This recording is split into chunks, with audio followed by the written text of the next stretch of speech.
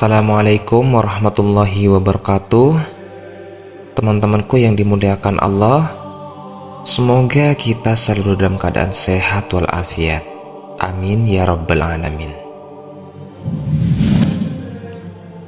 Manusia menjadi makhluk yang paling tinggi derajatnya dibandingkan ciptaan Allah Subhanahu wa Ta'ala yang lainnya. Ini dikarenakan manusia dibekali oleh Allah akal dan pikiran agar dapat membedakan yang hak dan yang batil. Jadi tidak heran bila seorang manusia selalu ingin tahu akan suatu hal. Misalnya saja tentang proses awal mula terjadinya alam semesta ini. Pasti di benak kita pernah bertanya-tanya bagaimana proses alam semesta ini terbentuk. Proses ini menjadi penting untuk kita ketahui agar bisa menambah keimanan kita kepada Allah Subhanahu wa Ta'ala. Maka untuk itu, di video kali ini kita akan membahas tentang awal mula proses terbentuknya alam semesta dari versi ilmiah dan versi Al-Quran.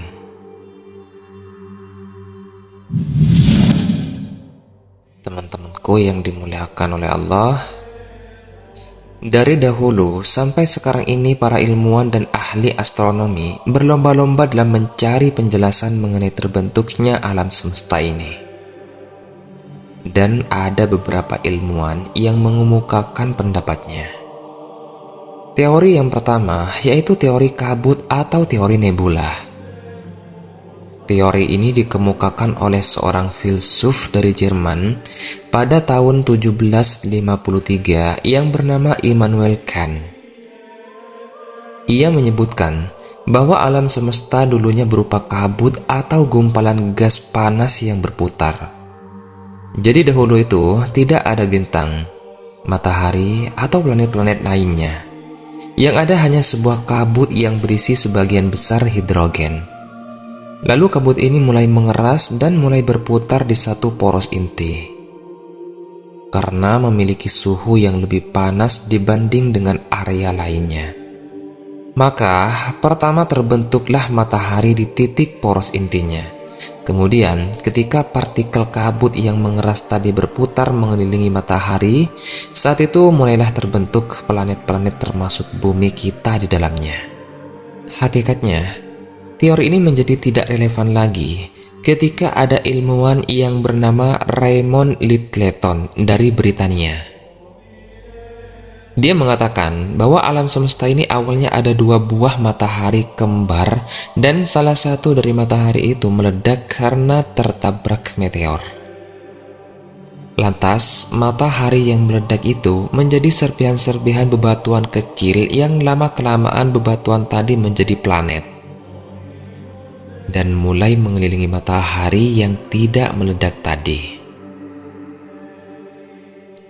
Teori ini disebut teori bintang kembar yang dikemukakan pada tahun 1330. Ini menjadi teori kedua dalam pembahasan kita kali ini, teman-teman. Lalu datang lagi teori ketiga lainnya yang dikemukakan oleh Hermann Bondi dan Fred Hoyle dari Cambridge University pada tahun 1948. Mereka mengatakan bahwa alam semesta ini tidak ada awal mula penciptaan, juga tidak ada akhirnya. Semuanya terlihat sama dari sejak dahulu sampai sekarang ini. Tentu saja kita sebagai seorang muslim pasti akan langsung menolak mentah-mentah mengenai teori ini. Karena teori ini menjelaskan bahwa tidak ada hari kiamat. Sebagaimana yang kita ketahui di dalam agama Islam, wajib dari kita semua untuk mempercayai tentang hari akhir ini. Tentunya ini bertentangan dengan apa yang Allah firmankan di surat Al-Hajj ayat ke-7 yang berbunyi, "Dan sesungguhnya hari kiamat itu pasti akan datang, tidak ada keraguan padanya, dan sungguh Allah akan membangkitkan siapapun yang di dalam kubur." Maka pada saat itu ada banyak sekali ilmuwan yang menolak teori ini. Kemudian teori keempat, mungkin ini adalah teori yang masih relevan di era modern sekarang ini, yaitu teori Big Bang atau biasa disebut dengan ledakan besar. Awalnya teori ini dikemukakan oleh seorang ilmuwan yang berasal dari Belgia bernama Abbé Lemaitre pada tahun 1927. Kemudian teori ini disempurnakan oleh astronom Amerika Serikat yang bernama Edwin Hubble dengan menggunakan teleskop buatannya yang bernama teleskop Hubble. Ia melihat planet-planet itu berputar mengelilingi matahari dan bergerak semakin menjauh. Nah, coba teman-teman kita berpikir secara logika sekarang. Kalau planet-planet yang bergerak menjauh tadi kita putar waktu mundur, kita mundurkan waktu sejauh-jauhnya, maka planet-planet tadi akan bergerak mendekati satu titik yaitu matahari, yang lama-kelamaan akan menjadi satu planet saja. Nah, coba sekarang kita majukan lagi waktunya. Satu planet besar ini meledak, kemudian serpihan-serpihan planet tadi terpental karena ada gaya dorong dari ledakan tadi.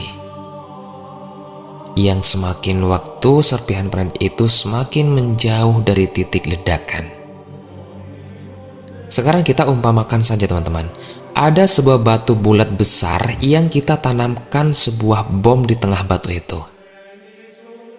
Kemudian bom itu meledak sehingga pecahlah batu tadi, dan pecahan batu itu tersebar acak ke semua penjuru.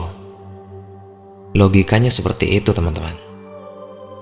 Ini menjadi teori yang relevan hingga sampai hari ini, dan banyak menjadi rujukan ilmuwan-ilmuwan modern sebagai teori terbentuknya alam semesta.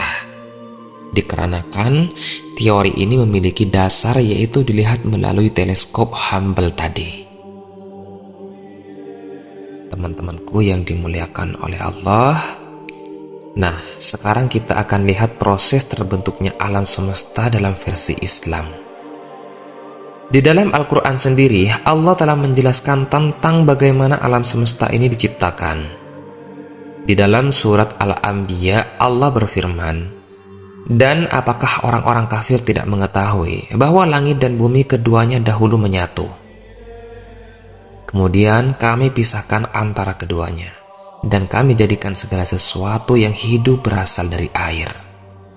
Maka mengapa mereka tidak beriman?" Maksud dari ayat ini adalah, sebelum menjadi alam semesta atau yang biasa disebut galaksi Bima Sakti, yang di dalam galaksi yang luas ini terdapat bumi tempat kita tinggal. Dahulunya adalah satu kesatuan, atau bisa dibilang satu planet yang besar, kemudian pecah hingga menjadi galaksi dan banyak planet lainnya yang mengelilingi matahari. Ini yang dikatakan Al-Quran di 1400 tahun yang lalu sebelum adanya teknologi canggih. Bukankah firman Allah di dalam Al-Quran ini ada kesamaan dengan teori Big Bang yang kita bahas tadi? Seperti kita ketahui, Nabi kita baginda Muhammad SAW adalah seorang yang buta huruf. Dan bagaimana bisa Nabi kita mendahului pemikiran ilmuwan modern Edwin Hubble itu? Bahkan teori ini mempunyai selisih ribuan tahun ketika Edwin Hubble mengemukakannya kembali. Dan yang terpenting sekarang, penemuan ilmiah ini sesuai dengan apa yang ada di dalam Al-Quran. Bahwasanya Al-Quran tidak akan pernah salah, karena Al-Quran berasal dari Allah sang pemilik segalanya. Teman-temanku seiman, kita sebagai umat Islam harusnya menjadikan Al-Quran sebagai landasan dan prinsip hidup kita. Tatkala suatu hari ada penemuan dan teori-teori ilmiah baru yang tidak sesuai dengan Al-Quran, jangan disalahkan Al-Quran, karena penemuan dan teori ilmiah tadi pasti salah dan akan berubah di kemudian hari. Atau mungkin penemuan itu benar tapi tidak sesuai dengan Al-Quran. Berarti pemahaman kita yang salah akan Al-Quran. Karena Al-Quran tidak akan pernah salah dan akan relevan dengan hal apapun. Selamanya kita sebagai umat muslim harusnya bangga karena memiliki Al-Quran dan hadis Nabi sebagai pedoman hidup kita. Karena Al-Quran berasal dari zat yang menciptakan alam semesta dan isinya. Baiklah teman-teman, jadi itulah kisah tentang awal mula alam semesta. Semoga video kali ini bisa menambah keimanan dan keyakinan kita terhadap Allah Subhanahu wa Ta'ala. Amin ya Rabbal Alamin. Saya pamit undur diri. Lebih dan kurangnya mohon dimaafkan. Yang benar datangnya dari Allah Subhanahu wa Ta'ala. Khilaf atau keliru itu datangnya dari saya pribadi sebagai manusia biasa. Saya akhiri. Wassalamualaikum warahmatullahi wabarakatuh.